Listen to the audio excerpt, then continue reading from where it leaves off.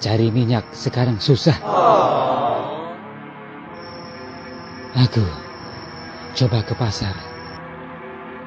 Tidak ada. Lalu aku pergi ke Indomaret.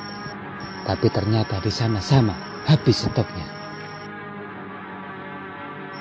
Lalu aku pindah lagi ke Alfamart. Kamu tahu? Di sana juga tidak ada.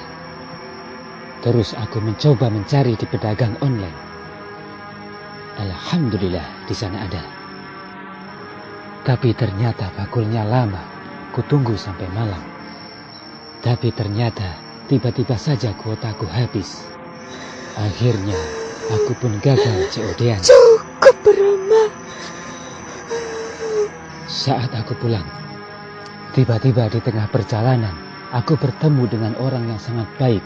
Dia memberikan 1 liter minyak gorengnya untukku. Aneh. Tapi ternyata sampai di rumah malah ikannya sudah kau godok semua. Kalau begitu, kau yang bayar sendiri minyak goreng ini. Rama. Dengar Ani, 25.000 1 liternya, dan sekarang orangnya masih menunggu di sana. Tadinya mau aku bayarkan, tapi sekarang bayar sendiri.